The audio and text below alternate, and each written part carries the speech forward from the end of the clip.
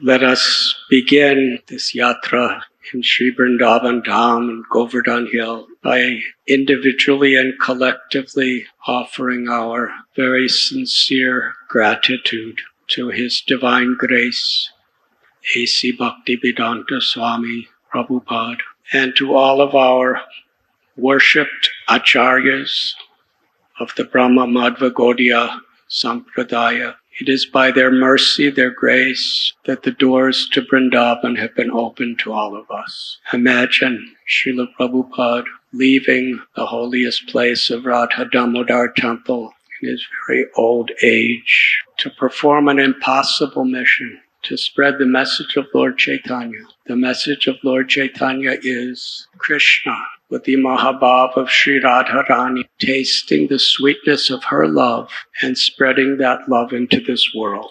A very essential aspect of Lord Chaitanya Mahaprabhu's mission and message was to reveal the glories and the pastimes of Vrindavan through the chanting of the holy names of the Lord, associating with devotees, and developing a sincere taste for hearing the glories of the Lord in the association of devotees. It had never gone beyond India. Srila Prabhupada alone ventured on that cargo ship and traveled around the world 12 times, tirelessly, through his books, through his lectures, and especially through inspiring and empowering devotees. He performed a miracle that has never been seen in our history. When Srila Prabhupada was alone in New York City in 1965, he had no followers, he had no money, he was practically homeless, he had just had heart attacks, ill health, but he wouldn't give up because he had such profound compassion for all living beings. His love for Sri Radha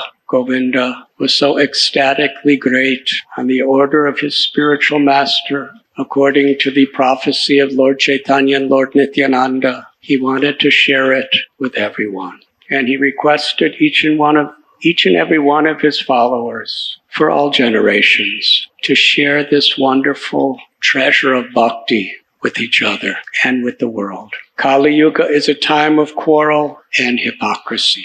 It does not surprise devotees when they see the perils, the sufferings, the strifes, the wars. But it breaks our hearts. It breaks the hearts of the true Vaishnavas to see all of the inflictions of pain that people cause to each other simply because we have forgotten our relationship with Krishna. This was a seed of Krishna consciousness going to the whole world. When Srila Bhakti Siddhanta Saraswati Thakur Prabhupada told our Srila Prabhupada at their first meeting that there will always be changes in this world, socially, politically, structurally. The time of my grandparents, there were practically no cars on the road. Only the military could ride in airplanes. There was no television. Look at how the world has changed. But actually, all these changes, we might be very proud of our science and very proud of our technology and very proud of all of our apparent progress. As Srila Prabhupada described, it's really details. These changes are always happening. But the one truth is that we are eternal souls. We are not these bodies, and we are not the designations of these bodies. The nature of the soul is to love Krishna and to serve Krishna. And unless we rediscover this truth, whatever efforts we make to improve the situation of the world are destined to fail. Why? Because birth, old age, disease, and death will come to everyone, but it cannot touch the eternal soul. And that's who we are. Srila Prabhupada did not come just to teach us that we're eternal souls. He did not come to teach us the pure liberated state beyond birth, old age, disease, and death. He taught us the essence of all dharma, prema pumarta mahan, to love God. And he didn't come just to teach us love of God. He taught us what Sri Chaitanya Mahaprabhu gave the world. Namo Mahabharanaya Krishna Prema Padayate. What no avatar, what no aspect of God had ever given, to freely give entrance into the love of God in its most inclusive and sweetest eternal reality of Vrindavan. In our gratitude to Srila Prabhupada and our acharyas, we have come for this yatra. And honest gratitude is when we are willing to commit ourselves to reciprocate with what we are receiving and who we are receiving. There seems to be quite a lot of devotees assembled. And how pleased Srila Prabhupada must be to see this. And how humbled we are that by his magnanimous compassion we could be here. We show our gratitude by how we respect each other, cooperate with each other, and enthusiastically hear the glories of the Lord and chant his holy names.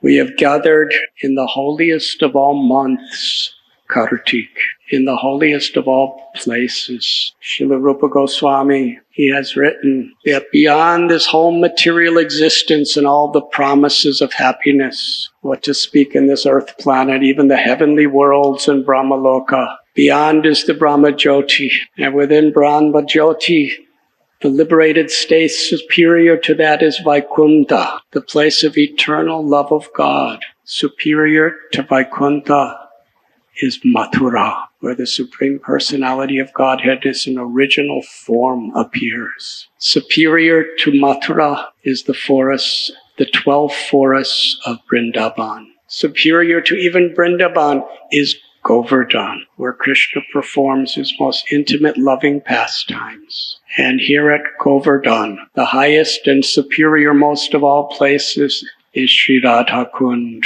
where Sri Radha and Govinda perform their most confidential pastimes. It truly is a rare fortune that we are here. But in order to open our minds and our hearts to truly receive the good fortune that we're given, we must appreciate and at least strive and pray to grasp how rare this really is. Please do not think I've been here before. Please do not think that this is another yatra.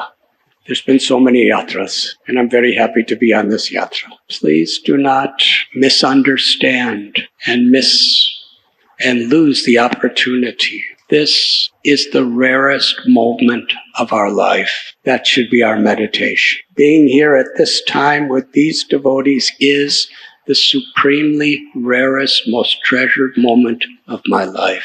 It's so beyond the conceivability of our mind to understand the fortune we're being given. Ye yatamam prapadyante tam stataiva bhajamya.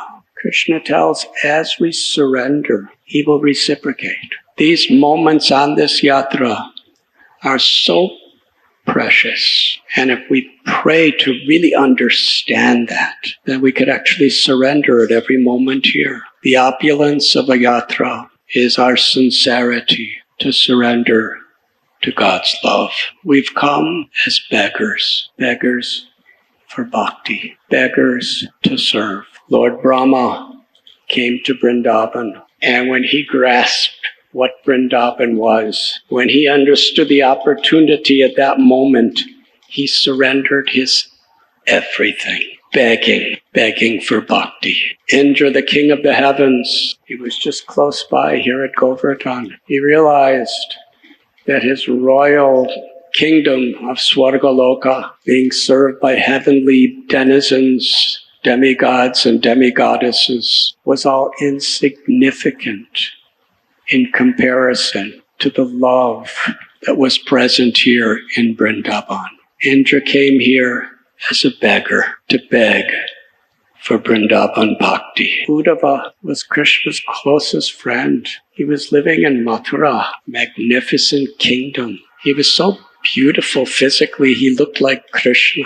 He was a prince. He was a disciple of the guru of the Devatas, Brihaspati. He was continuously in the presence of Krishna. But when he came to Vrindavan, he became a beggar. He was begging for the blessings of the residents of Vrindavan. But being a royal prince, and the Brijavasis being simple cowherds, gopas, gopis, how could he surrender to them how could he take the dust of their feet? Uddhava begged to be a little piece of grass here at Govardhan. Such a level of appreciation. You see, to the degree we have bhakti, we cannot have envy. Krishna told Arjuna, you can understand this teaching because you have no envy. And Sukadev Goswami spoke the same thing to Parikshit Maharaj.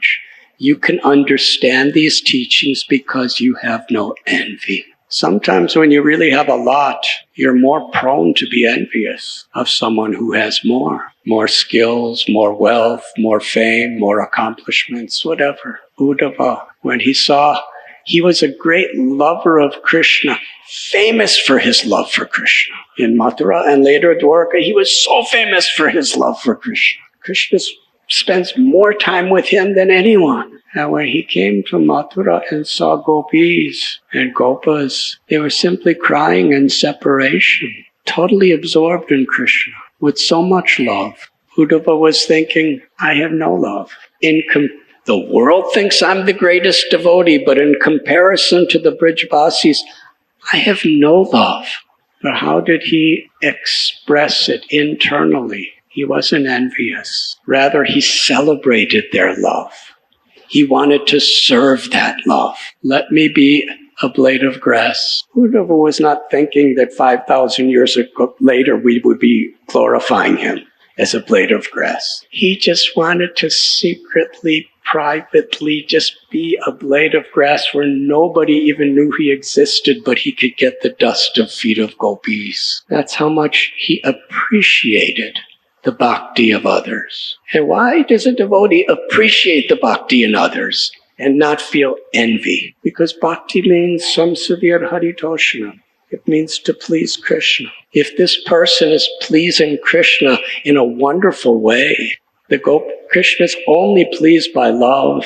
If somebody is giving so much love and doing so many wonderful things in their love, the gopis' wonderful things is they would just sing and make butter and take care of some cows, sometimes babies. Not a very majestic service, but this great royal prince could understand they're doing it with love. And this principle brings us to the heart of Lord Chaitanya's teaching, Gopi Bharatur Dora Dasa Dasa Das Anudas. To be servant of gopis, because that spirit gives the most pleasure to our beloved Lord. And Yudhisthira Maharaj, we know from Mahabharata all the difficulties and trials and battles that he and his brother, the Pandavas, went through. And eventually, Yudhisthira Maharaj became the emperor of the world. But he and his brothers came to Vrindavan begging to be trees on the banks of Shamakund, simple trees, begging for the bhakti of Vrindavan. Sri Rupa Goswami, Sri Sanatana Goswami, they were chief ministers of a great kingdom. They had magnificent palaces, great scholars, beautiful bodies. At the peak of their youth, they were so popular by everyone. They left it all to be beggars in Vrindavan. Literally Madhukari. They left everything behind to wear the kopans from the discarded cloth of the Brijavasis. They would make their kopans. They would beg house to house for some chickpeas or some rotis. They slept under trees every night. And Raghunath Das Goswami, the only heir of immense wealth, immense power, immense influence, everything material that people of this world could want. The Goswamis had access to it all, but they came to Vrindavan as beggars, to beg for the love of Krishna, to beg for the mercy of Sri Radharani, to beg to be a servant of a servant. And when our beloved founder Acharya when he left Vrindavan to go to the West, when he was at the Boston Harbor 60 years ago, he wrote that beautiful prayer, and he signed his prayer, "You're insignificant beggar." A.C. Bhaktivedanta Swami. He didn't come to conquer the world for himself. He came begging Krishna to serve by sharing this glorious message with the whole world. In Lord Chaitanya's pastime, there was a devotee, Subudhi Rai. He was a very wealthy person, very politically powerful. And there were reversals in his life where he was very much rejected. And great Brahmins and great astrologers said, you just have to end your life and take another birth. There's nothing you could do. But Lord Chaitanya, he said, just leave everything behind, go to Vrindavan, and just serve all the devotees there.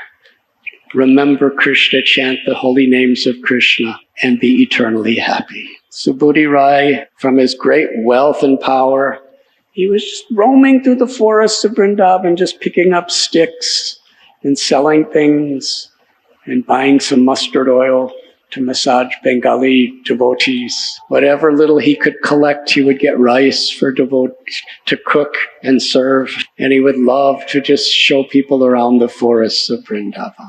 Srila Prabhupada taught us that the spirit of Harinam Sankirtan, as we're chanting the Maha Mantra, we are begging, we are praying, my dear Radha, O energy of the Lord, my dear Krishna, please engage me in your loving service. This is the spirit Srila Prabhupada and our acharyas taught us of how we should chant the holy names. Hare Krishna, Krishna Hare.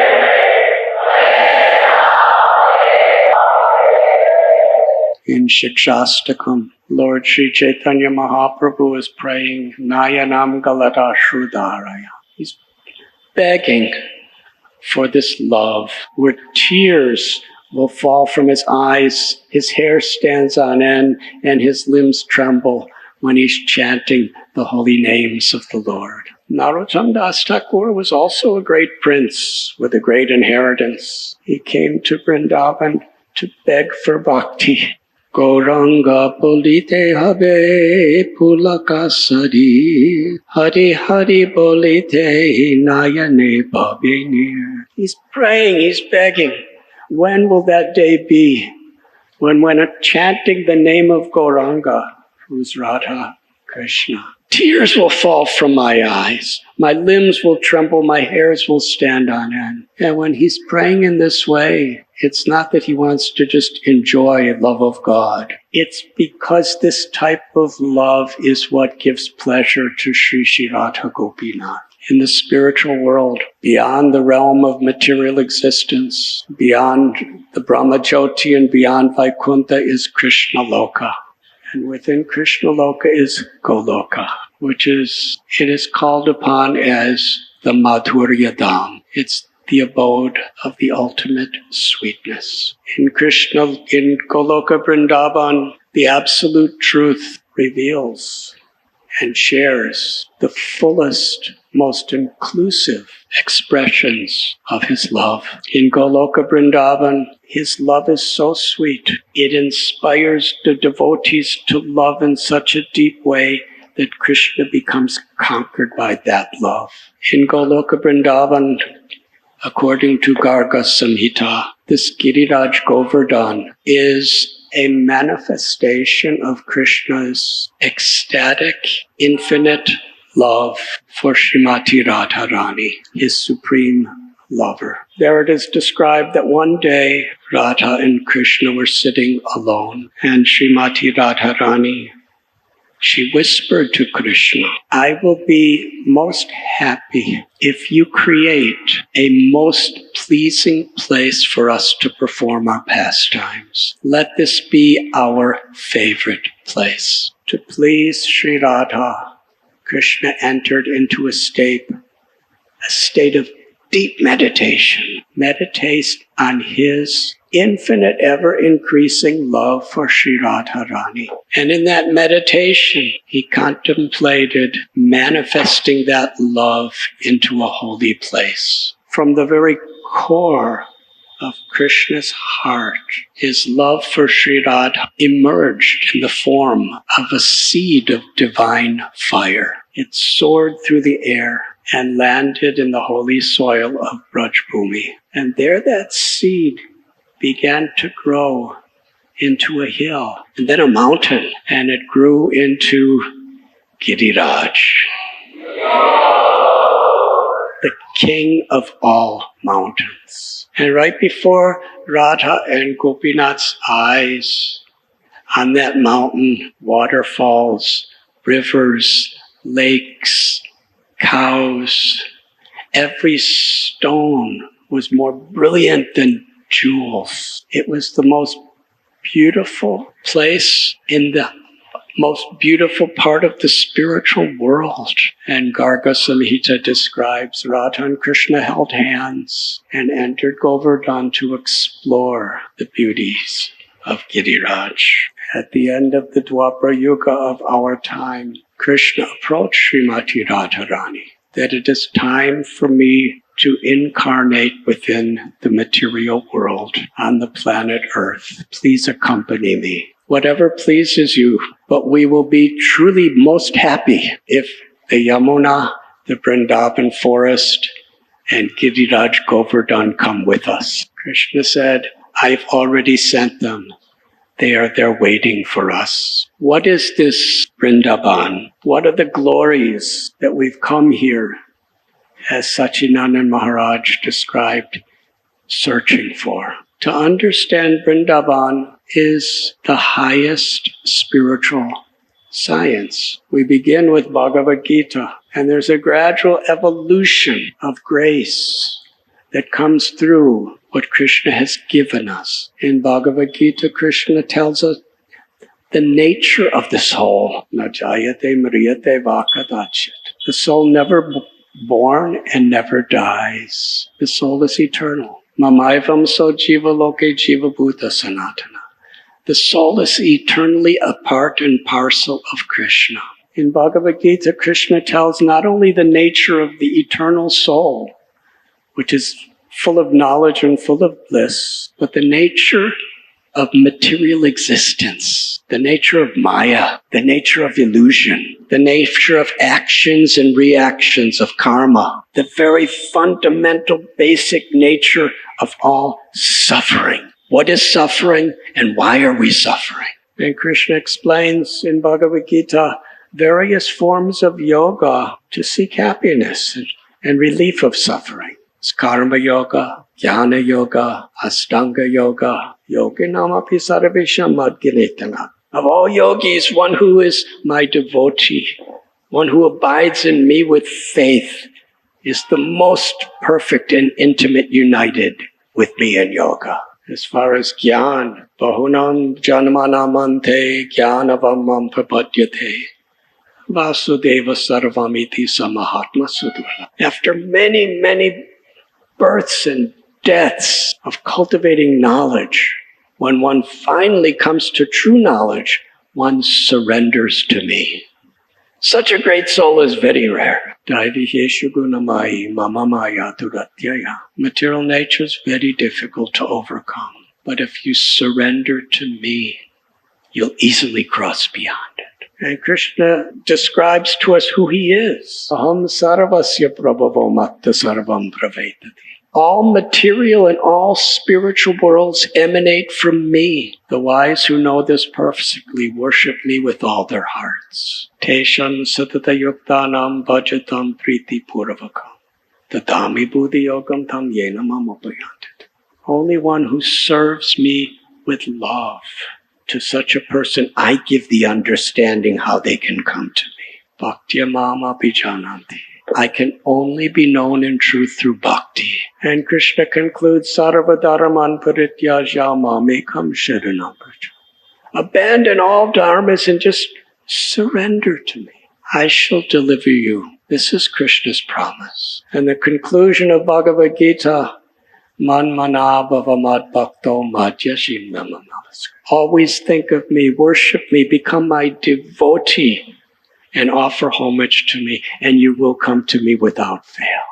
This is my promise. Bhagavad Gita is within Mahabharata. Vyasadeva was not satisfied, even after writing all these transcendental Vedic literatures. But by the instruction of his guru Narada, he wrote the very essence and cream of all Vedic literature, the Srimad Bhagavatam. And how do we understand Krishna in Srimad Bhagavatam? There's description of the Vaikunthas where Narayan resides, who's an expansion of Krishna. Expansions of the Lord of Vaikuntha is Mahavishnu, Karanodakshai Vishnu. He's an expansion of the plenary expansion of Krishna. He's the Lord of the entire cosmic manifestation. He's the Paramatma of creation. By his exhalations, all universes manifest. By his inhalation, they are all destroyed. By his glance, he impregnates every living being in every planet and every universe. And then within every universe, he expands as Garbhodakshai Vishnu. And as Kshirodakshai Vishnu, he not only has the Vaikuntha planet in every universe, but he lives within the heart of every living being. From without, he knows everything. The Supreme Absolute Truth, the Lord knows everything. And from within, he knows everything. And when it's time for incarnations from Kshirodakshai Vishnu, Krishna incarnates. And we read in Srimad Bhagavatam, inconceivable, unlimited, amazing glories of Matsya Avatar, Kurma Avatar, Lord Varahadev.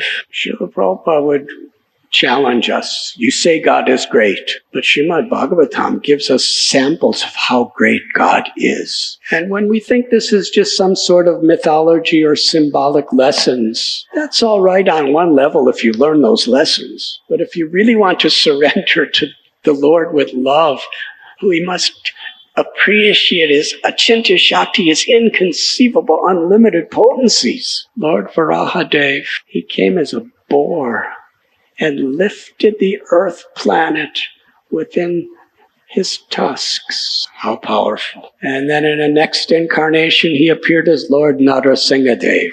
The power and the wrath of God has never been manifested like this. Of course, in Bhagavad Gita, he also appeared as Virat Rupa, where he was consuming everything in the universe. Lord Narasimhadev, when he roared, even Lakshmi and Brahma could not approach him. Only little Prahlad, because of his love and devotion, 5-year-old child. And Vamanadev, he comes as a dwarf, very small boy, but yet with 2 steps he covered the entire universe. Srimad Bhagavatam is filled with descriptions of these glorious incarnations. And then in the 9th canto, the story of Lord Ramchandra, Sita Ram, Hanuman, their beautiful pastimes are disclosed. And Bhagavatam describes Krishna's tu Bhagavan Swayam. Krishna is the origin of all of them. And when we speak of origin, that is not a chronological estimation. In this world, we think chronologically, that one must come before the other. These avatars are eternal. But Krishna is the origin because he possesses all the qualities of all of them because they are all one. They are all one person in different manifestations. But the beautiful sweetness of Krishna's pastimes, the sweetness of Krishna's loving relations with his devotees, the sweetness of Krishna's all-attractive beauty, and the sweetness of Krishna's flute, the sweet sound is beyond all other avatars. So step by step, we learn the nature of the soul, the nature of the world, the nature of God, the nature of God's greatness. And then we come to the 10th canto, where Sukadev Goswami begins his narration of the pastimes of Gopal.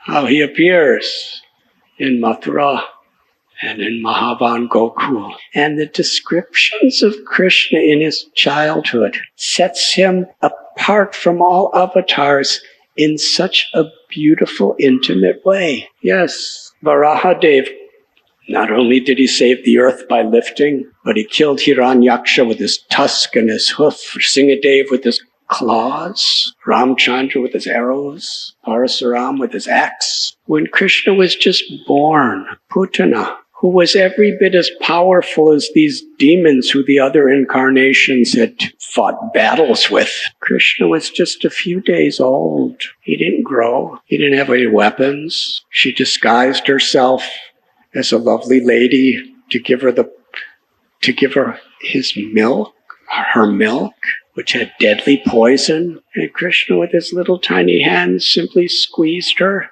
and drank her milk and drank her life out of her. He didn't change his form, he didn't use a weapon, and he did it in such a way that none of the residents of Vrindavan could detect that he was God. His beauty and innocence as a baby overwhelmed them with so much love. They couldn't think beyond that. It must be Narayan's mercy that saved him. And when he was just a couple months old, the Uttana ceremony, when a child just begins to lean to start to crawl, preliminary to crawling, there was a great festival. Srila Prabhupada describes in Vedic culture, at every stage of a child's growth and development, they celebrate with wonderful festivals that are all purely spiritual by nature for blessings. Gopal, 3 months old, he became tired, and Yashoda Mai was carrying him, and she was greeting so many guests. And Srila Prabhupada describes how wonderful this motherly affection was exchanged with children. You cannot overestimate the importance of motherly love for a child's development. When Yashoda Mai saw Krishna was tired, she didn't just put him to bed. She lay down with him. She lay down beside Krishna and embracing him so that he felt completely protected by his mother's love. And after he fell asleep, then she got up and did her duties. Krishna, Yashoda Mai set him under a cart that had pots on top of it. And little Gopal wanted his mother's milk. With his tiny little lotus foot, which is softer than a lotus petal, he cried and he just kicked his little foot, just a few inches. And incidentally, it happened to hit the wheel of the cart. The whole cart collapsed. The axle broke. The wheels broke. There was a demon in that cart named Sakatasura. Describes he had a ghostly body, and he entered that cart to kill Krishna. He didn't use bows and arrows. He didn't fight like a wrestler. He didn't even kick to kill the demon. He kicked because he wanted his mother's milk. And just by the way, he incidentally killed the powerful demon Sakata. Do we find any other avatars who show so much power with such innocence, sweetness, and love? That is Gopal. You see, systematically, we understand all these different teachings so that when we actually hear about the story of Krishna's loving relationship with the gopis and gopas, we understand who he actually is. We are philosophically grounded in such a way that when we hear about Krishna's loving leelas, we have deep faith in the siddhanta of the truth. And we appreciate that when that little baby's crying for his mother, literally crying, hungry for milk, and kills powerful demons while doing that,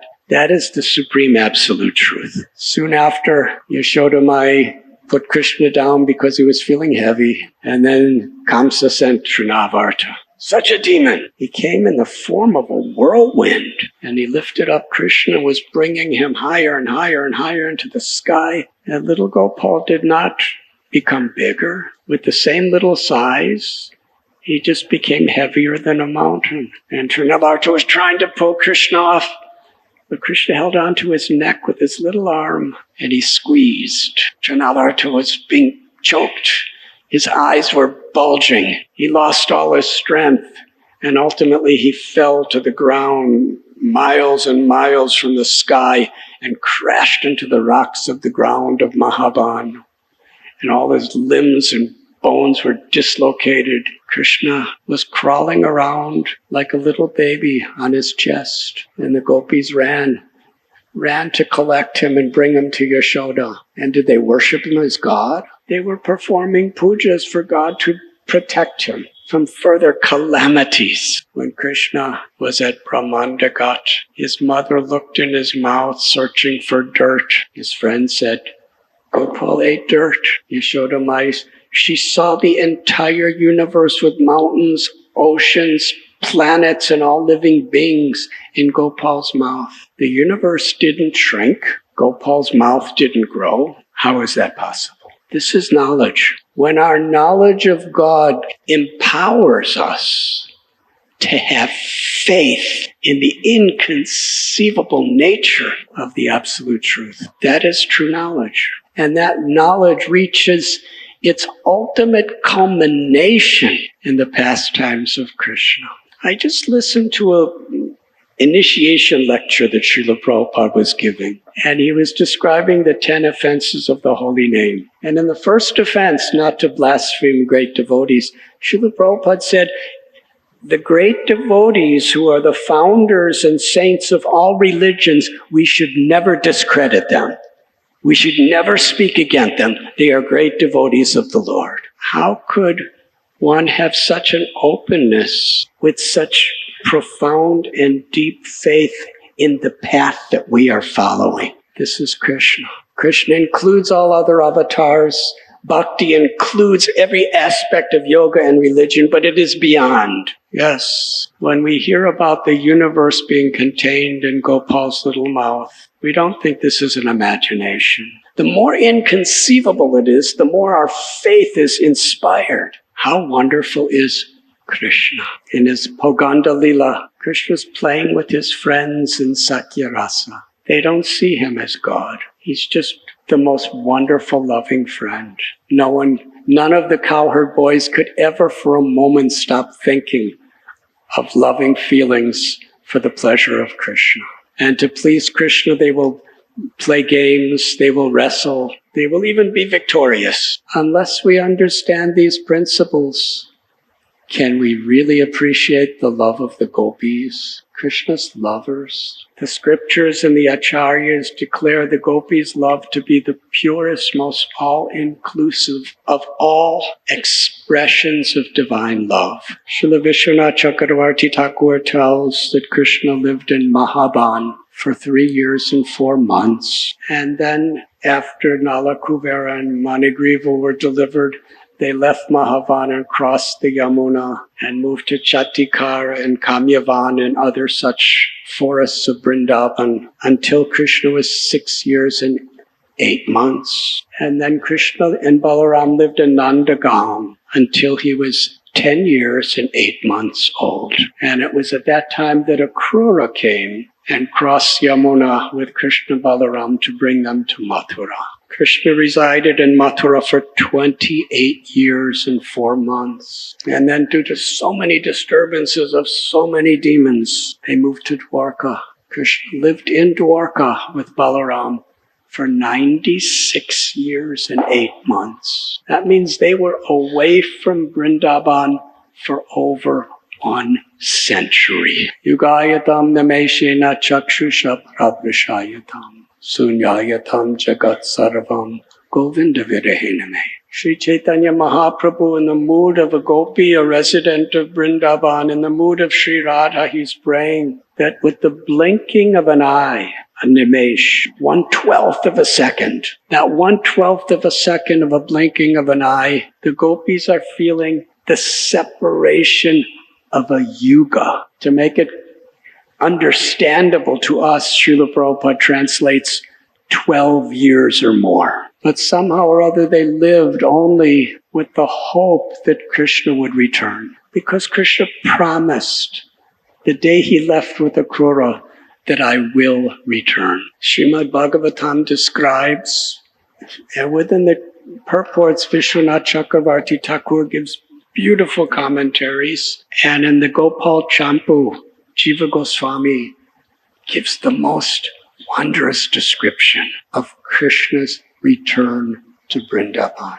With your permission, I will briefly speak this subject.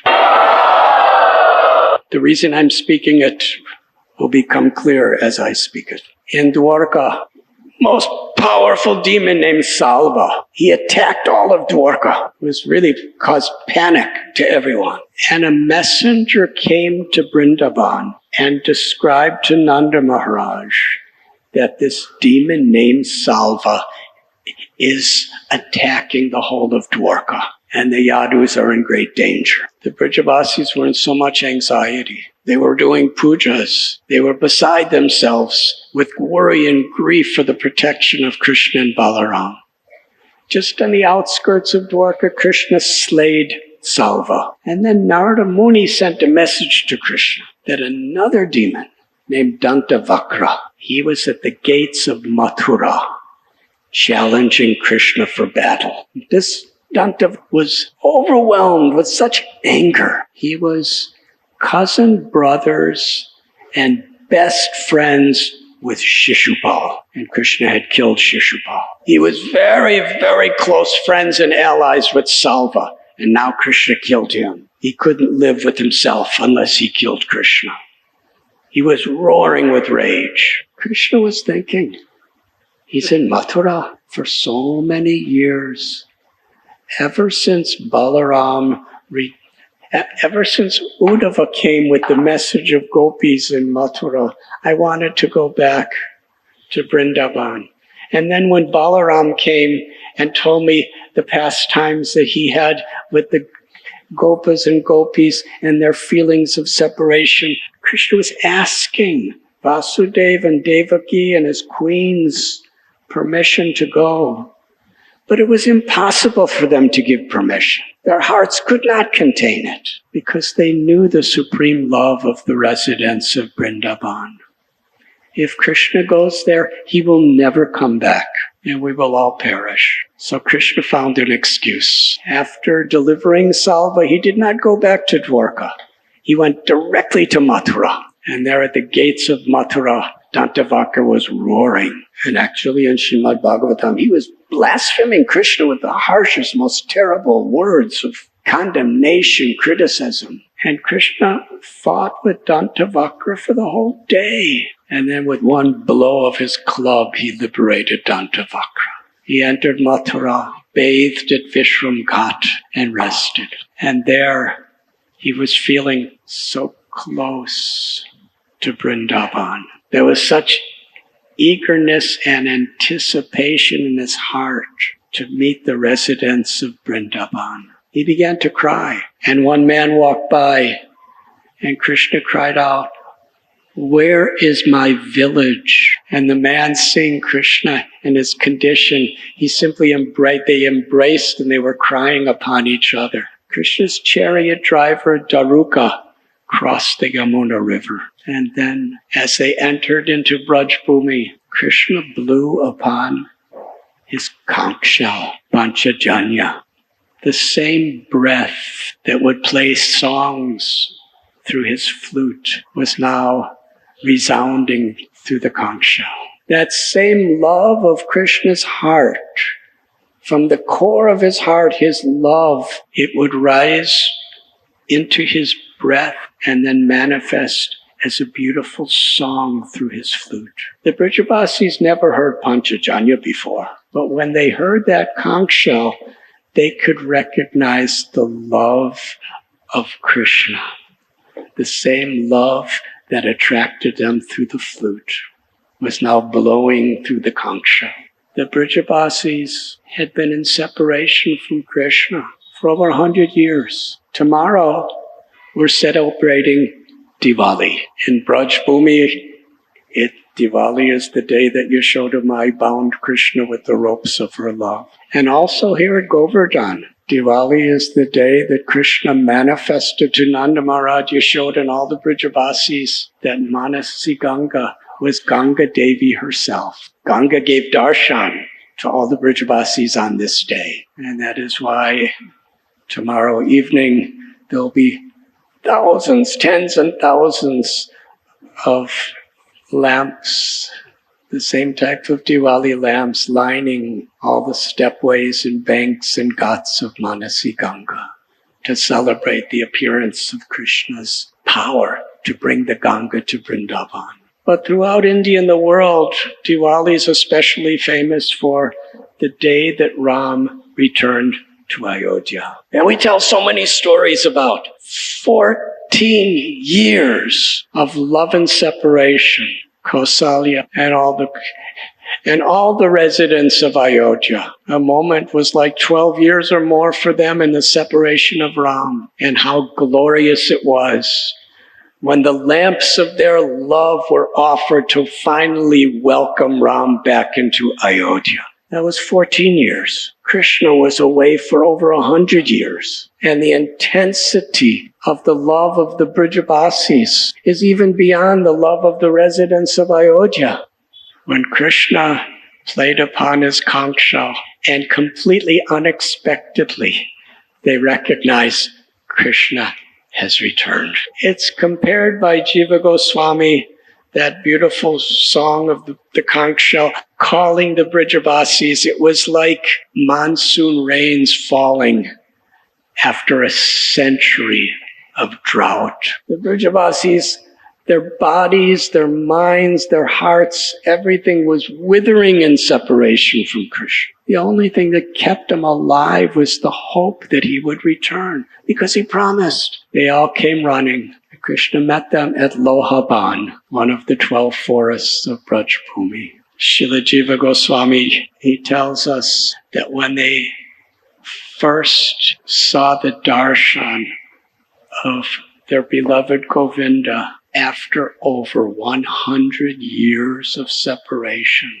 they, overwhelmed with love, they became stunned. Literally, every part of their body was paralyzed by the ecstasy of their love, seeing the beauty of Krishna. And upon seeing them stunned, reciprocally, the only thing that could compare to Krishna's eagerness to meet the Brajavasis was the Brajavasis' eagerness to meet Krishna. Krishna was stunned. Nobody could speak. Nobody could move. The animals, the birds, everyone was stunned. It is described that the entire Vrindavan, there was no movement and no sound. There was just total absorption of love. Somehow or another, after some time, Nanda Maharaj and the elder cowherd men, they began to tremble and cry. And Nanda Maharaj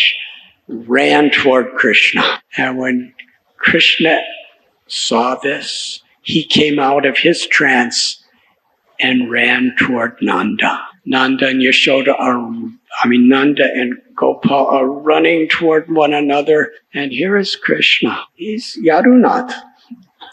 He has 16,108 wives. Each one has 10 children. Each one of them has 10 grandchildren. He's killed all the most powerful demons in the world already. He's Dwarkadish. But yeah, when he came to Vrindavan, so overwhelmed by the Brajavasis' love, he just became Gopal again. And he jumped in the arms of Nanda. And when they embraced, there was a massive roar of celebration of everyone in Vrindavan. Krishna is home. Krishna then reciprocated with the affection of each and every resident of Brajtown. However many they were, he could interact with everyone simultaneously.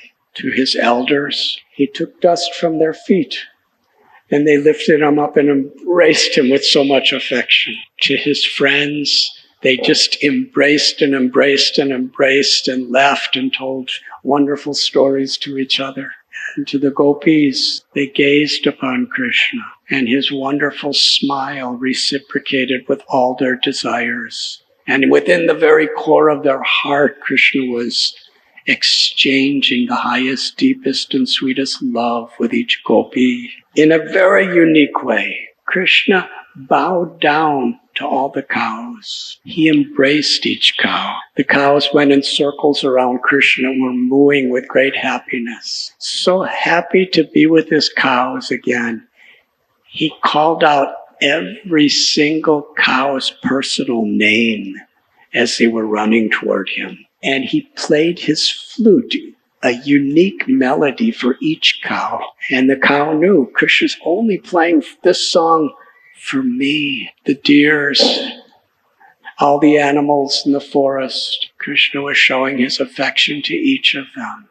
He was home. And Jiva Goswami describes so wonderfully the birds. They were flying in the sky, and in their love for Krishna, they became stunned, couldn't move their wings, but they didn't fall. The technical word, they were in suspension in the sky. Tens and thousands of birds, they were completely still, stunned in ecstasy.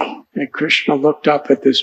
It was just so beautiful because they had so many colors. And then Krishna glanced at each bird in such a way that each bird is thinking, Krishna's only glancing upon me. And they began to soar and flutter their wings, and they flied, and in every way they were singing wonderful songs. And each bird realized that Krishna's singing and dancing in the sky with me. It was something like a Rasika Leela in the sky with the birds. Every bird just singing and dancing in the sky with me. That is the power of his glance. Sing this wonderful celebration. Purnamasi, who is the Yogamaya potency in Vrindavan. She came with her students, Brinda and Nandimukhi, her granddaughter, and Madhu Mangal, to make all beautiful arrangements for this homecoming of Gopal in Vrindavan. She took Krishna to sit under a tree. And Purnamasi describes to Krishna that when you left Vrindavan, why did Krishna leave with Akrura? Because Kamsa was sending for Krishna to come for this wrestling match with great demons. Krishna left Vrindavan. He was only 10 years and 8 months. Yashoda Mai, she was still thinking, if I don't feed Krishna every day, he will die. Nanda Maharaj was still thinking, Krishna's so afraid when there's thunder and lightning. If I don't console him, he will be afraid. And now he leaves with Akrura to face Kamsa, Jarasandha, and the mightiest demons in the universe. Purnamasi said, when you left, the Brijavasis, everything they had, all their wealth, all their hearts, they were offering it in prayers for your protection. And when they heard the news that you were fighting Salva, they gave everything that was left. Every Brijavasi is now devoid of any possessions, no wealth. The whole Braj is in poverty. Why? Even after 100 years of separation, at every moment they were only thinking of Krishna's protection. Such love. When Krishna heard this and saw the situation, he began to cry. And he called Daruka, his chariot driver, and told Daruka, get ornaments and clothes for me to give to all the residents of Vrindavan. Krishna began to give so many beautiful gifts to every Brijavasi. There was an unlimited supply. The chariot, it wasn't a large chariot, but the more Krishna gave, the more the chariot was filled with ornaments, clothing, and wealth. And in this way, whatever they gave to Krishna, whatever they gave for Krishna, Krishna gave everything back and more with such love. Very similar to the beautiful story of the fruit seller. Daruka was astonished. He couldn't believe what he was saying. We enter deeper into this beautiful pastime. Krishna saw that every one of the gopas, gopis, calves, cows, every one of them was exactly the same age, form, and nature as the day he left with Akrura. And in reciprocation to their love, Krishna appeared to all the residents of Vrindavan exactly the same age, nature, and form as when he was a cowherd boy. In separation from the residents of Vrindavan for all these many, many decades, over 100 years, Krishna was always meditate upon them with so much affection. And that affection protected everybody in Vrindavan and the whole Vrindavan from the influence of time. Sunyayatam Jagat Sarvam. Every moment was like a yuga in separation from Krishna.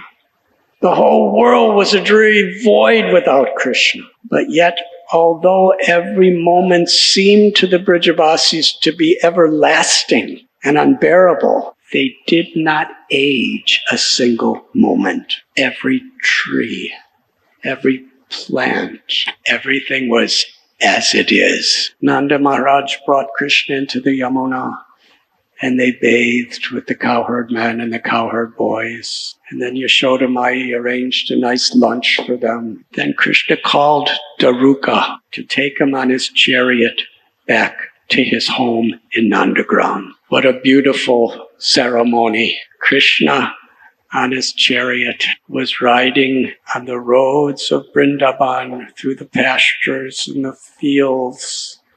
And all the residents of Vrindavan were lined up on all sides, dancing, singing, offering artis, celebrating Krishna's return. Krishna was so overwhelmed while on his chariot with a very sweet, childlike voice. Krishna cries out, Yashoda, he cried out to Yashoda, Mother, mother, please bring me my cowherd boy garments. Because he was still dressed as a royal prince. He was still dressed in the princely garb of doing battle with war. Yashoda Mai ran and brought back Krishna's cowherd boy clothes. And Yashoda Mai, with her own loving hands, she took off the royal garments of Krishna and dressed him again, just like she did at Nandagram, with his turban,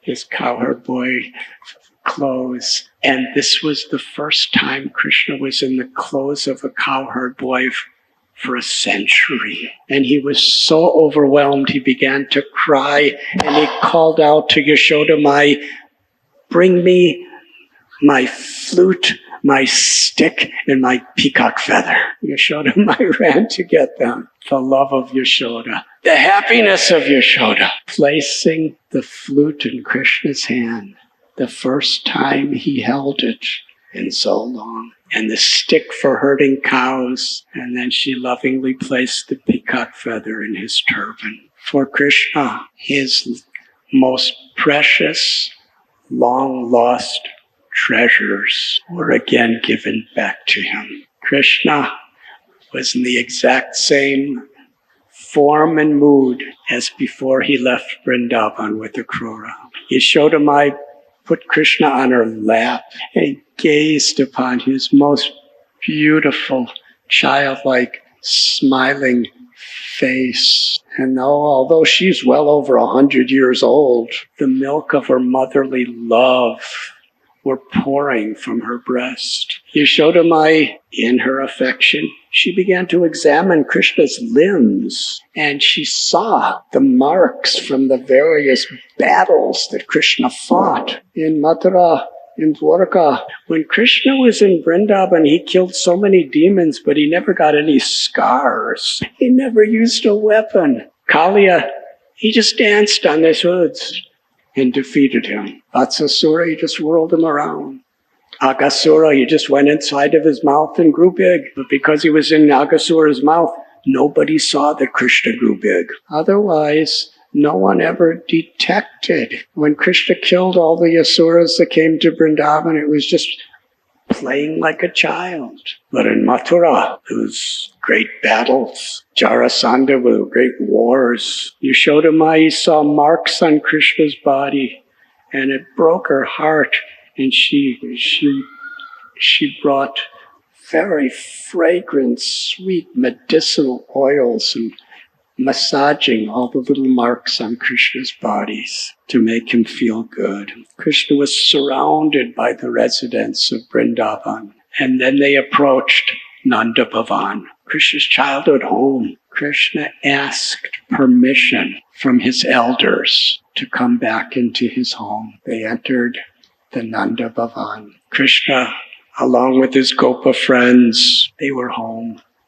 Yashoda Mai made a wonderful dinner. And the next morning, after Krishna ate his breakfast, he came to interact with all the devotees. And at that time, Nanda Maharaj held a grand festival to welcome Krishna back to Vrindavan. Up until this point, in the interactions that we have described, there was such happiness in this reunion that all the Brijavasis, they were so absorbed with being with Krishna, they completely, totally forgot that he ever left. It was just like the next day from over 100 years before. That was their absorption in just being in the present moment with Gopal. All countries, after great battles and wars, they have heroes' welcomes, where there's parades to welcome, to honor, and to celebrate the victory of a hero. To the ultimate degree, this is what was happening in Vrindavan. By the power of Yoga Maya, to facilitate Nanda Maharaj's desire to have this festival, now the Brijavasis, they knew Krishna had killed all the Asuras and all the Asuras' armies on the whole earth. And now, after all that, he's come home, and he's our Gopal. He's our Shyamasundar. He's our Gopinath. It was a hero's welcome, but yet with the full sweetness of the rasa of Vrindavan. They could celebrate Krishna killing all demons and coming home, but yet at the same time, Yashoda, Nanda, and all the elder cowherd men and cowherd ladies, they still were feeling in their hearts by the power of Krishna's love that he was just their child. That he conquered the world, that's a detail. That all this Kurukshetra stuff, that's just, we've heard about that. But our Gopal is just innocent cowherd boy, completely depending on our love. That is the spirit of Vrindavan. The ceremony was infinitely sweet. By Yoga Maya's potency and Krishna's will, as soon as that festival ended, they forgot everything except the present moment of reciprocating with Krishna's affection. And Krishna, again, he was a playful cowherd boy, and his sweetness was the only reality. He went to visit the cows, and the loving relation, the cows were licking him and smelling him, and he was caressing them and whispering secrets in their ears. And the cows, they had such motherly love for Krishna. Just to reciprocate with their love, Krishna milked every cow simultaneously.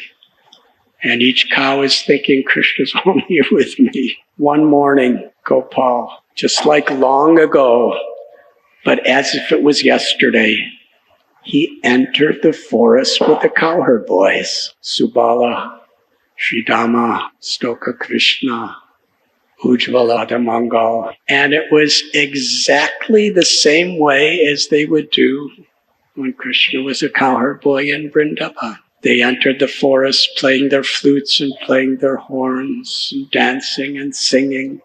They all had little packs of lunch that their mothers arranged for them. The only difference when they entered the forest now was there were no more demons in the world. Krishna had killed them all. So now there was no distraction from their playing. Very unique, very special. The only difference between now and Krishna's Vrindavan Leela was they could just play all day long without being distracted by asuras. And each night, Krishna would meet with Srimati Radharani and gopis in the beautiful moonlight of the Vrindavan forest to perform their supreme leelas or pastimes of Madhurya Ras. During this time, Krishna wanted the ultimate happiness.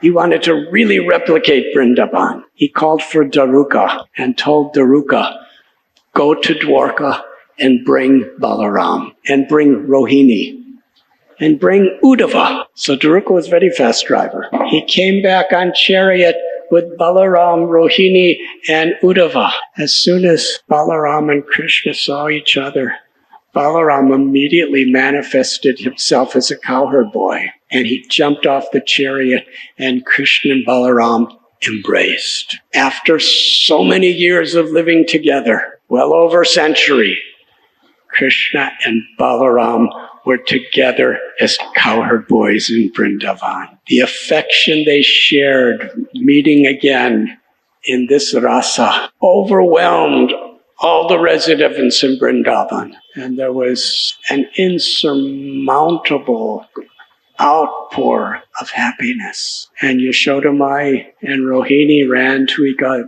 together and embraced. There was endless tears of happiness. Krishna spent 2 months in Vrindavan with Balaram and Brijabasis.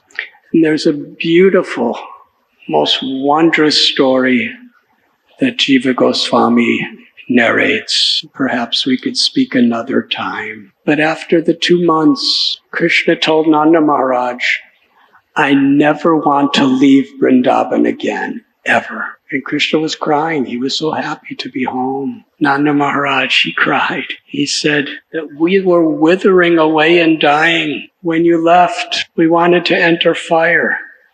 But the fire of the separation of the residents of Vrindavan made even the fire of devastation look insignificant. We were drowning in an ocean of separation, but in that ocean, even the oceans of the world seemed insignificant. So there was no way we could leave our bodies as long as the promise of your return was in our hearts. It was impossible for anyone to give up their life. Hope against hope, we were waiting. If you leave again, we will never survive. But there was a dilemma. Krishna had 16,108 wives, and he had his mother and his father, and he had the whole Yadu dynasty, who also had unconditional, ecstatic love for him. And they didn't even know he went to Vrindavan. He was gone 2 months. They just thought, he fought Salva and he must have been diverted somewhere. Nanda Maharaj said, please never leave again. Nanda Maharaj's heart revealed such a level of compassion. He pleaded with Krishna, never leave again Vrindavan. But at the same time, Vasudev, Devaki, and all the residents of the Yadu dynasty who are your family, they should not have to suffer like we did. Promise me, Krishna, that you will never leave Vrindavan and you will also never leave Dwarka. Krishna agreed. Vishwanath Chakravarti Thakur and Jiva Goswami describe how Krishna performed 3 pastimes at the same time. With his chariot, he expanded it to a very, very large size and put a limitless number of Brijabasis on that chariot.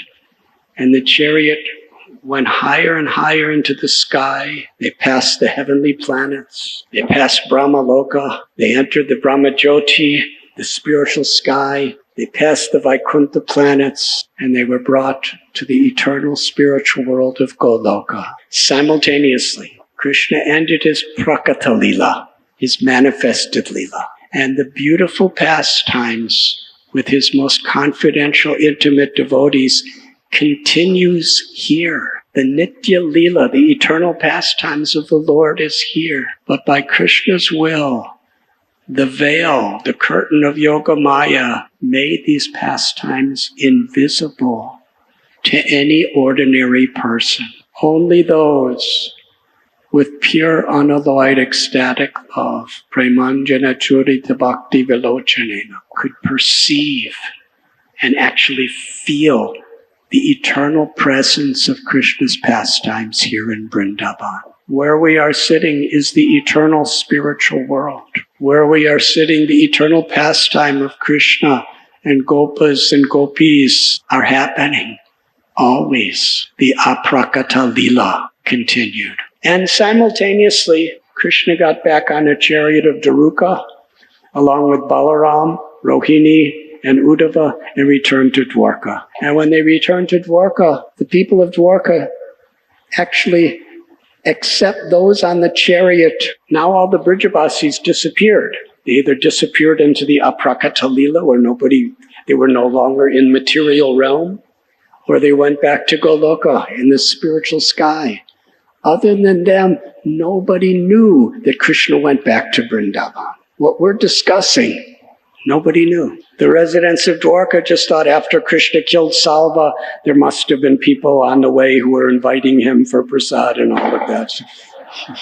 It's a little late. And not long after that, Krishna concluded his pastimes within this world after 125 years. Krishna's great-grandson, Vajranabha, was born in Dwarka. But after Krishna left this world, Vajranabha was especially entrusted with the most intimate service of reviving the spirit and the bhakti in Vrindavan. So now I will begin today's lecture, but it will be a very short lecture. Krishna's queen, Rukmini, gave birth to Pradyumna. Pradyumna married Mayavati. Their child was Aniruddha. Aniruddha married Usha, and the son of Usha and Aniruddha was Vajranabha. According to Skanda Purana, Vajranabha also resides as the thunderbolt symbol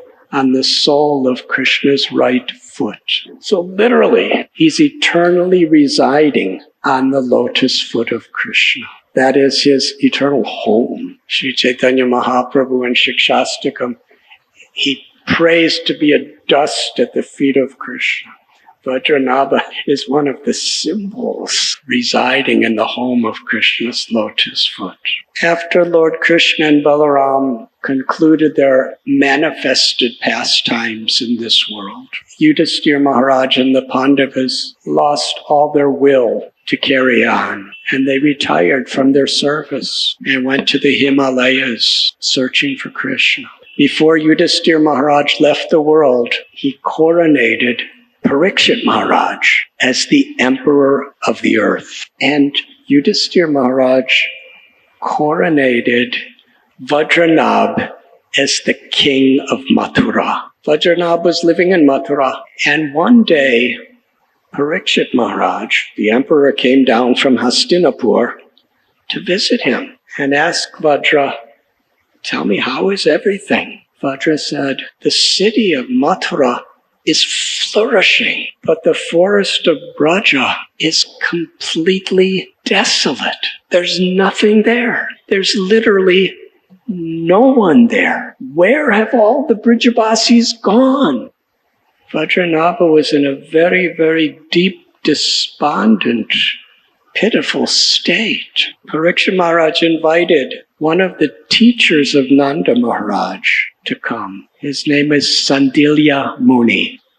Sandilya Muni, he described that Krishna, the Supreme Personality of Godhead, he came into this material world to manifest the eternal spiritual world and the most loving pastimes of the spiritual world. He manifested these pastimes even for ordinary people to see. But when he left, these pastimes, they are still happening, but no longer can any ordinary person see them. And therefore what you see is a completely desolate, uninhabited forest. There was literally nothing there. Everything entered into Krishna's internal lila. Sandilya Muni told Vajranabha, "It is your service to manifest the glories of Vrindavan once again. Everything will be revealed to you. It is your great-grandfather's wish. Now you install deities all around Vrindavan. You restore villages. You discover, reveal, and excavate the holy places of Krishna's pastimes. And you revive the supreme spirit and culture of Braj Bhakti. and everything will be revealed to you. That is your mission. Then this great Muni departed. Maharaj told Vajranabha, any assistance you need, I'll help you.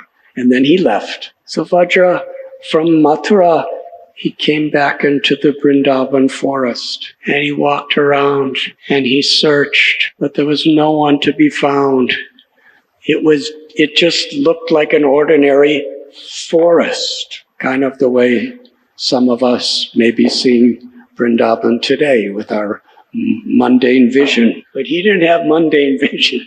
He searched and he searched and he prayed, but he felt himself hopeless and helpless. He came to the bank of Yamuna and sat under a kalpavriksha tree. And there, in compassion for all living beings and love for his great-grandfather and all his devotees, he cried. Actually, when I read this story in the Gopal Champu, I was remembering when Srila Prabhupada came to Butler, Pennsylvania, and New York City, and he was trying so hard to do the mission of his Guru Maharaj, but everything seemed to be failing, and it seemed so hopeless, and it seemed so helpless. But similarly, as Vajranabha was crying under the kalpavriksha tree, he heard a voice. The voice said, Vrindavan will be revealed to you.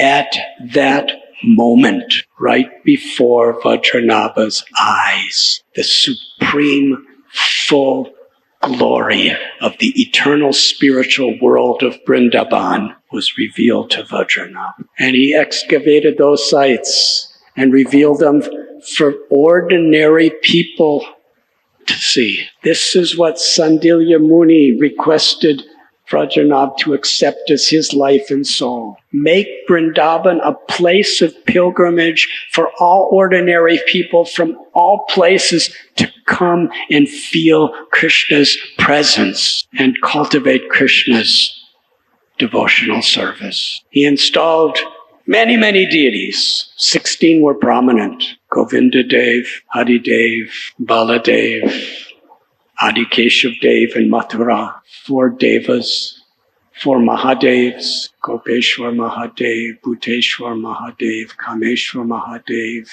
and Chakaleshwar Mahadev.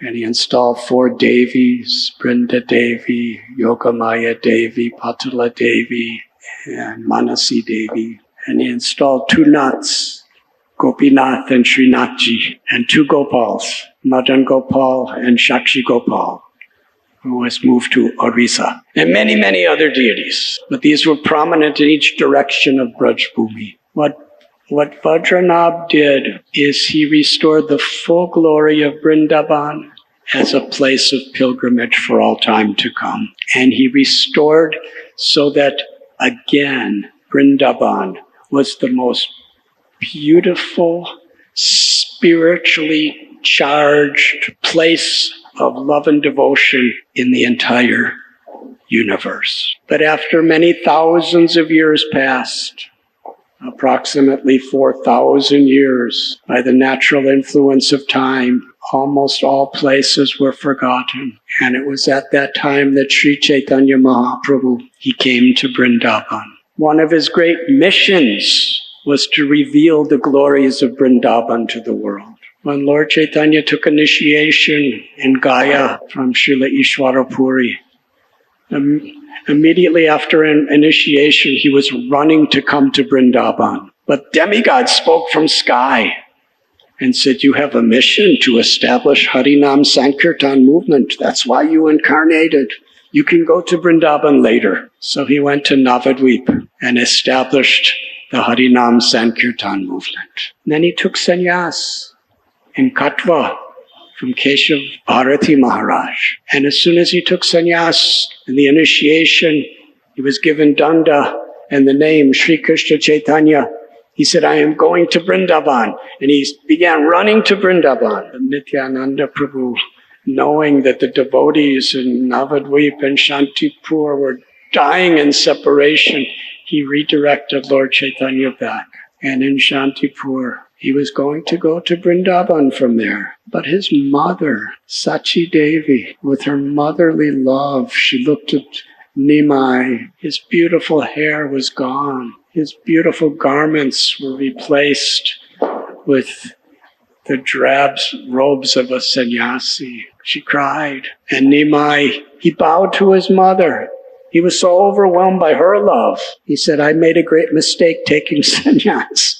My body belongs to you. How could I do it without your desire? Now, if you like, I'll stay with you. Sachi Devi said, I only want what's best for you. You cannot stay with me. But if you go to Vrindavan, I'll never hear your pastimes. I'll never hear your welfare. The same Krishna in Vrindavan lives in Puri as Lord Jagannath. And we're very happy that Ram Kumar Maharaj, one of the great pujaris of Jagannath in Puri, and one of the most well-wishing, loving mentors and friends of us, has come here to join our yatra. And by Lord Jagannath's mercy upon us, today is Ram Kumar Maharaj's birthday.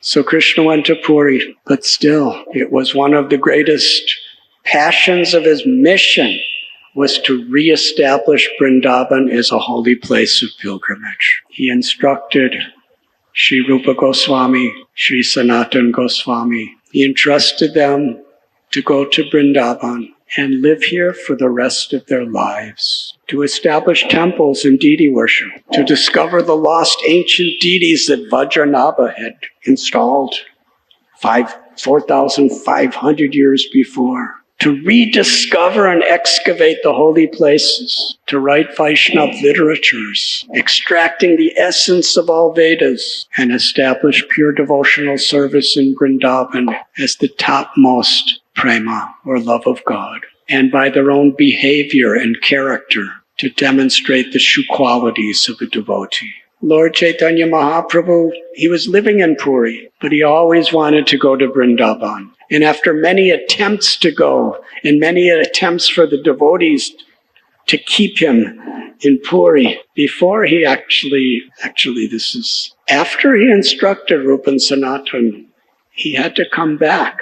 He met them in Ramakeli. He had to come back to Puri because there were so many millions and millions of people coming to Vrindavan with him. Sanatan said, if you go with so many people, you will not be able to really appreciate the solitude of Vrindavan. So he went back to Puri and he told Ramananda Rai and Swarup Damodar how much he was longing to go, but he would not go without their permission. So with their permission, along with Ballabhadra Bhattacharya, one very new devotee, he made that historic walk, his pilgrimage to Vrindavan. Some of us have taken airplanes, trains, cars. Lord Chaitanya walked, and it wasn't an easy walk.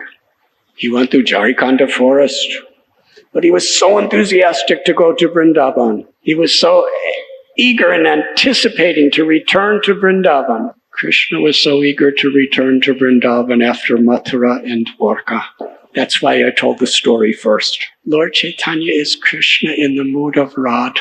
Always in Puri, he's absorbed in feelings of separation from Vrindavan. And now he's on his way. And in his ecstasy, he's giving ecstatic love of God.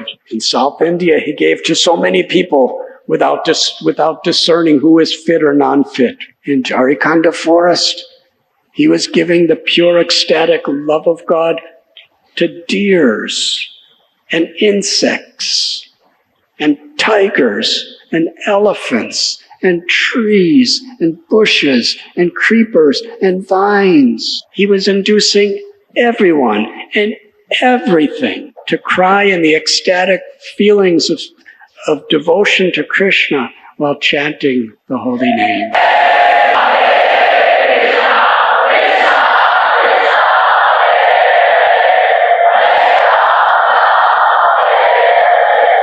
We may have disputes, we may have different natures, and we use that as an excuse to have disputes. But Lord Chaitanya showed what's possible for real devotees.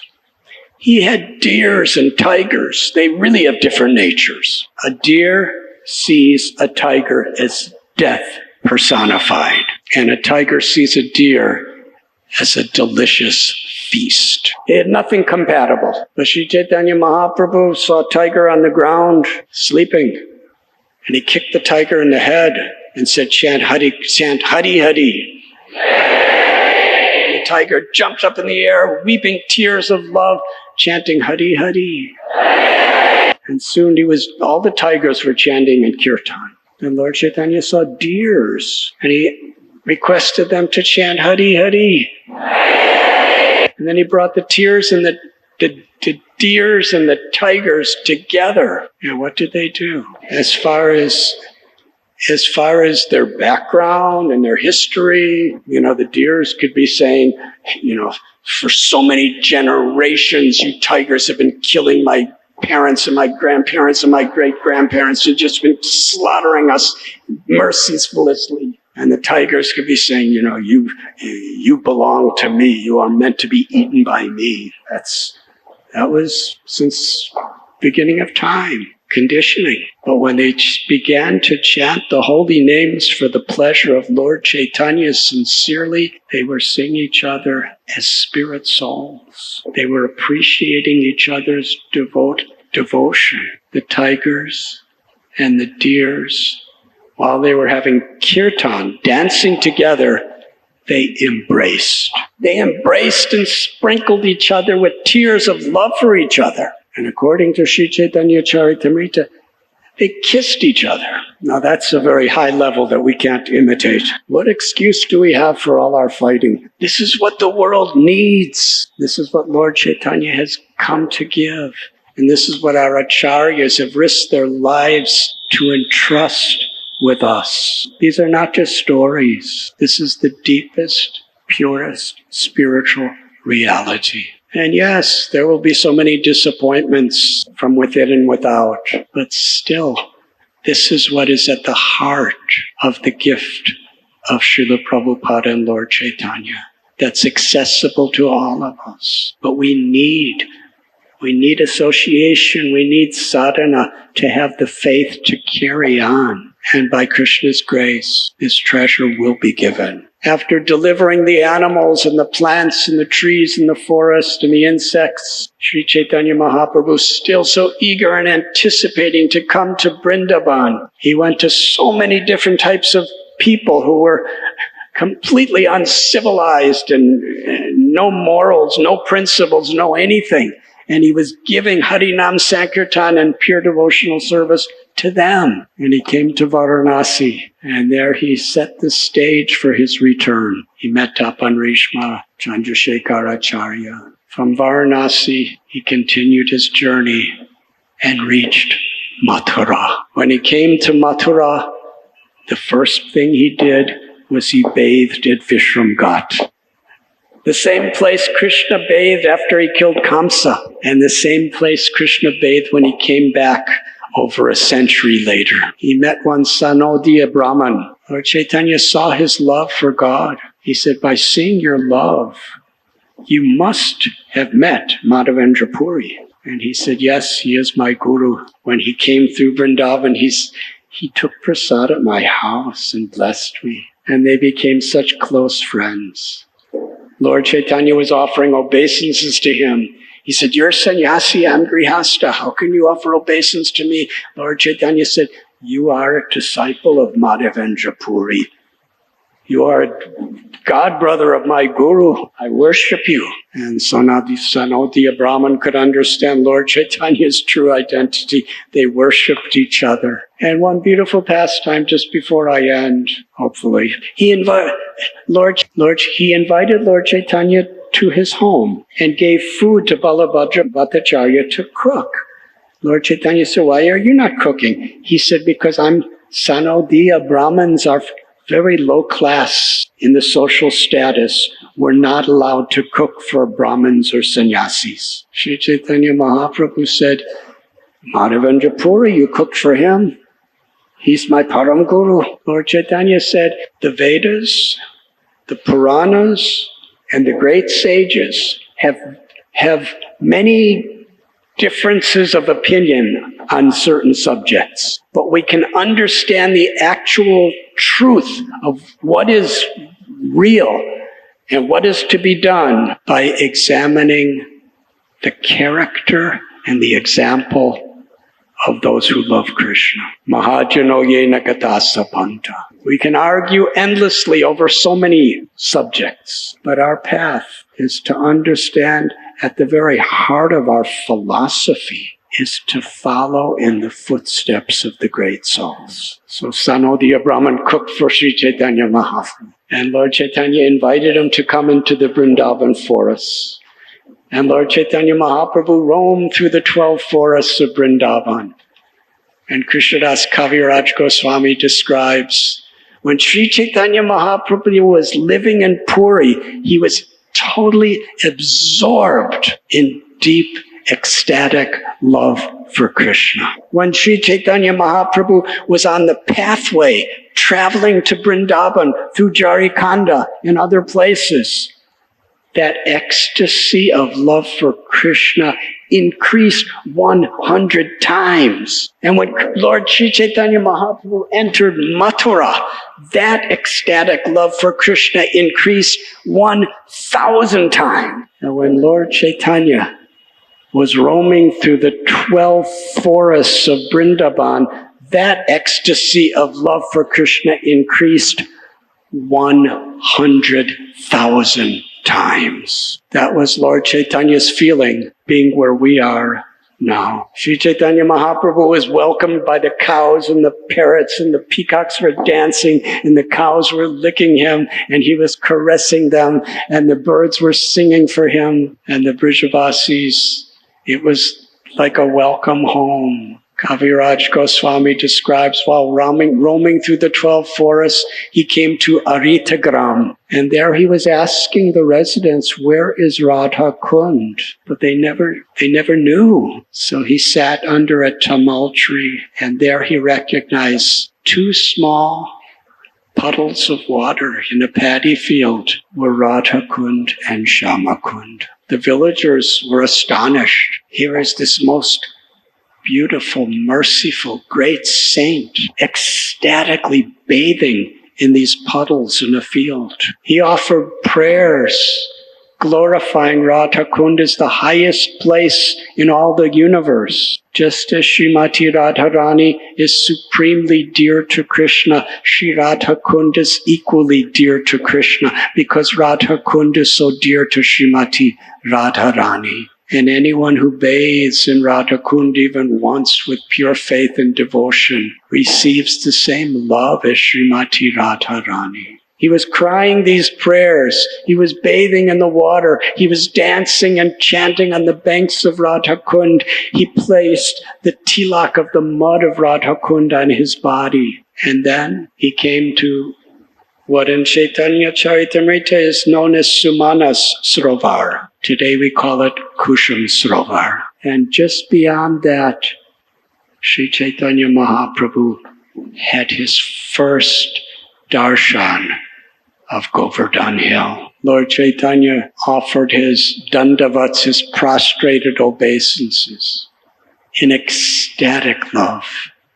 And the first rock he saw of Govardhan Hill, in the mood of Sri Radharani being reunited with Lord Sri Krishna, he embraced that rock of Govardhan. Then he came to Manasi Ganga and bathed here and performed his Govardhan Parikrama. Govardhan Parikrama was established by Krishna, as we will hear in next few days. And Lord Chaitanya Mahaprabhu, he was longing to see Gopal, Madhavendra Puri's temple.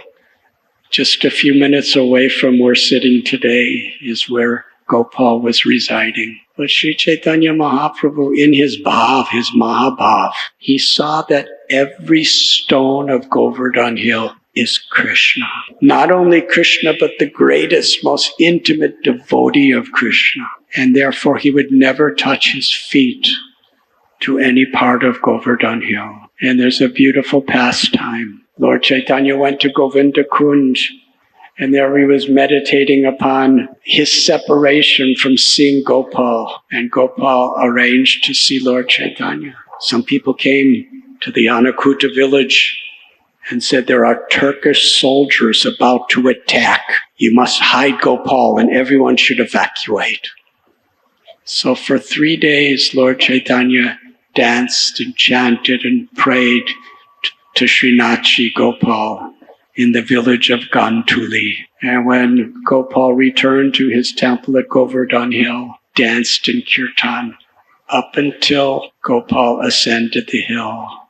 Lord Chaitanya stayed below and offered his obeisances. Chaitanya Charitamrita describes Lord Chaitanya. He came to Vrindavan on Kartik Purnima, which is the full moon at the end of the Kartik month. And he stayed for 2 months. It's very interesting. Uddhava stayed in Vrindavan for 2 months. When Krishna, the story I told, that's why I told that story, from the Gopal Champu, when Krishna returned to Vrindavan after such long separation, he stayed for 2 months. And Sri Chaitanya Mahaprabhu remained here for 2 months. How could he ever leave this place? Out of his love and mercy for all of us. Essentially for the same reason Srila Prabhupada left Vrindavan.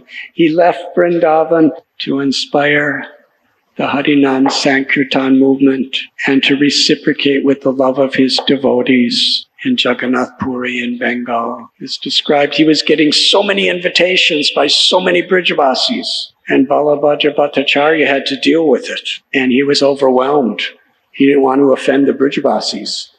But Lord Chaitanya wasn't going to any of their homes. So he explained to Lord Chaitanya, "I'm in great distress, I'm in great anxiety, there's so much pressure, I don't know what to tell them." So just to serve his servant, Lord Chaitanya accepted to leave Vrindavan. But how glorious was that journey. After Sri Chaitanya Mahaprabhu departed from Vrindavan, he went to Prayag.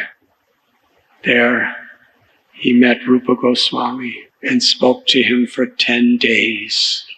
In Varanasi, he spoke to Sanatana Goswami for 2 months. During that same visit, Lord Chaitanya transformed Prakashananda Saraswati and all the Mayavadi sannyasis into great Vaishnavas. And it was from Prayag and Varanasi that Lord Chaitanya again reiterated his instructions for Rupa and Sanatan to return to Vrindavan.